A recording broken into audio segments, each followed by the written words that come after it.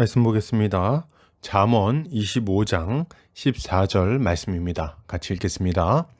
선물한다고 거짓 자랑하는 자는 비 없는 구름과 바람 같으니라. 아멘.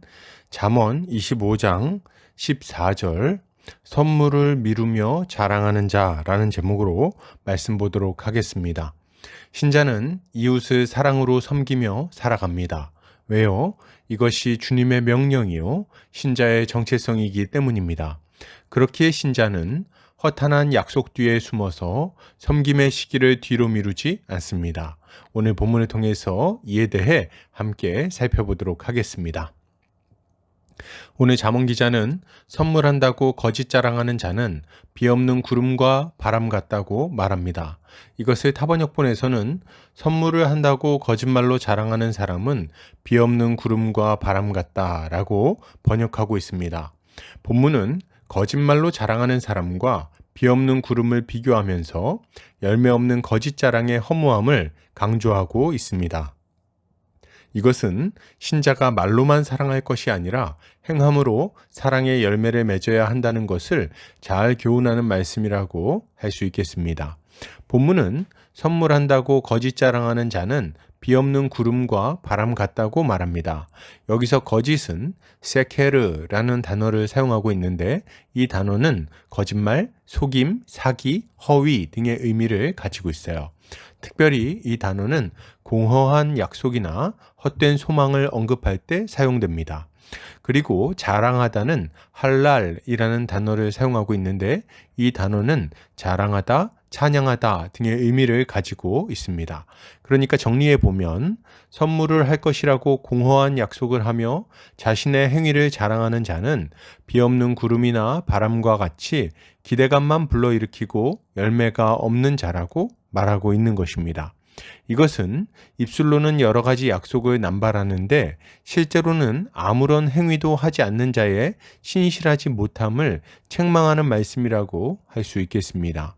그러면 본문에 나오는 사람은 왜 선물을 한다는 말을 하는 걸까요? 지키지도 못할 약속을 왜 하냐는 말입니다. 일단 생각해 볼 수 있는 것은 쉽사리 다른 사람의 호의를 얻고자 하는 마음이 있기 때문이라고 할 수 있겠습니다. 선물은 상대방에 대한 나의 호의를 잘 보여줄 수 있는 도구라고 할 수 있습니다.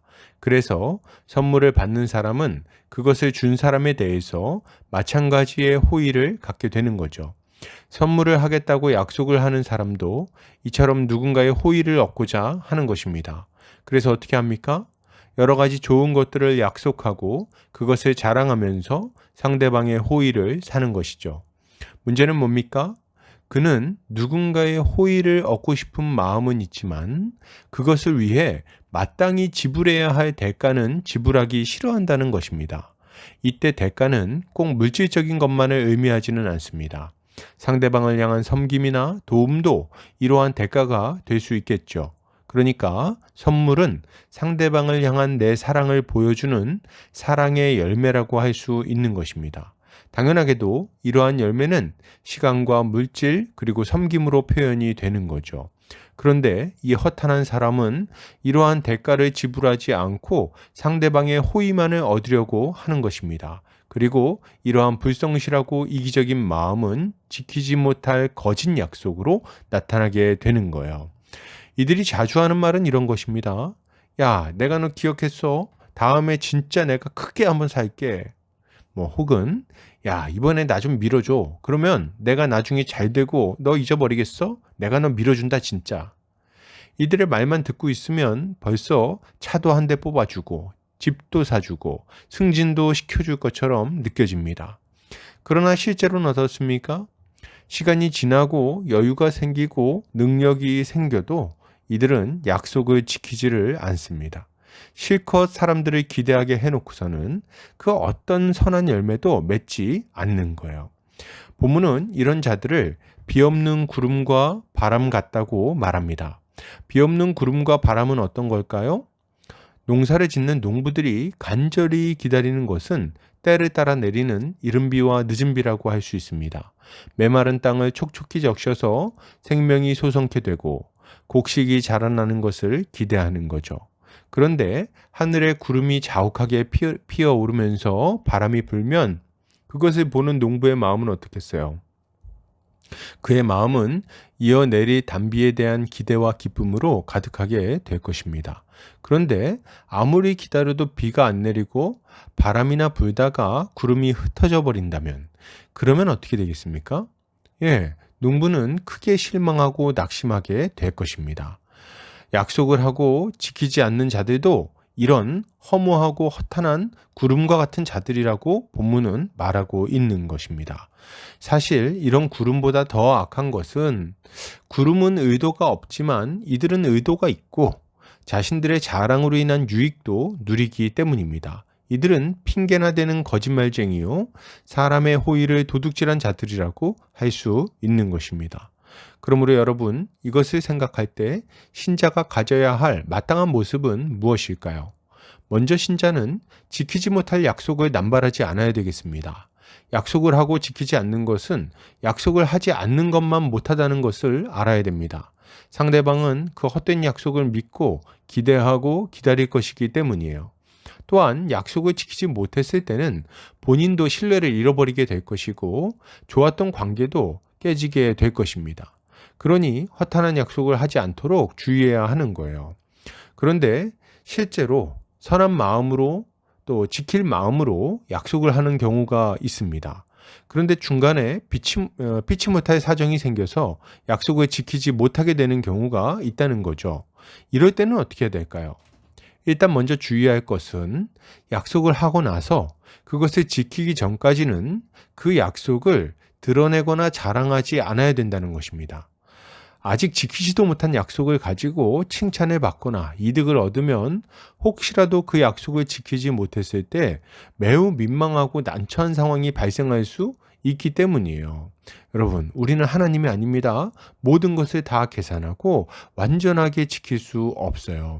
그러니 약속을 지키기 전에는 그것을 드러내거나 내세우지 않아야 하는 것입니다. 또한 사정이 생겨서 선물을 주지 못할 상황, 그러니까 약속한 것을 지키지 못할 상황이 된다면 그것에 대해 구구절절한 핑계를 댈 것이 아니라 상대방에게 솔직하게 상황을 이야기하고 양해를 구해야 하겠습니다. 그리고 약속을 지키지 못한 데 대해서 사과해야 되겠죠. 민망함을 핑계로 잊어버린 척하거나 은근슬쩍 넘어가지 않아야 됩니다. 왜요? 상대방이 그 약속을 굳게 믿고 여러 가지 일들을 준비하고 있을 수 있기 때문에 그렇습니다. 이것이 신자가 주의해야 할 모습이라고 할 수 있는 것입니다. 자, 그러면 신자가 가져야 될 마땅한 모습은 뭘까요? 신자는 약속을 많이 할 것이 아니라 선물을 주고 섬기는 것을 많이 해야 되겠습니다. 나중에 어떤 것을 주겠다고 하거나 어떤 일을 하겠다고 말하지 않아야 됩니다. 지금 주고 지금 하는 게 더 낫습니다. 그리고 여러 상황 때문에 당장 어떤 것을 주거나 혹은 어떤 일을 할 수 없어서 약속을 했다면 꼭 그 약속을 지켜야 되겠어요. 이때도 약속을 하고 그것을 지키는 데까지 오랜 시간이 걸리지 않도록 해야 됩니다. 오랜 시간이 걸릴 것 같다면 아예 약속을 안 하는 것이 지혜로운 일입니다. 그리고 무엇인가를 실제로 할 수 있는 때가 오면 그때 다시 하는 것이 맞는 거겠죠. 왜요? 시간이 오래 걸릴수록 허탄한 약속이 될 가능성이 높기 때문입니다. 우리는 하나님의 진실한 일꾼들로서 진실하게 말하고 행동하며 말한 것을 지키기 위해 애써야 하겠습니다. 이것이 신자의 마땅한 모습인 것입니다. 결론을 드립니다. 여러분, 허탄한 약속을 하지 맙시다. 그저 지금 할 수 있는 대로 최선을 다해 섬깁시다. 그리고 기회가 닿는 대로 선한 일을 합시다. 그리고 약속을 했다면 반드시 지킵시다. 이것이 신자의 마땅한 모습입니다. 오늘도 주님의 지혜로 승리하는 성도님들 되시기를 주의 이름으로 축복합니다.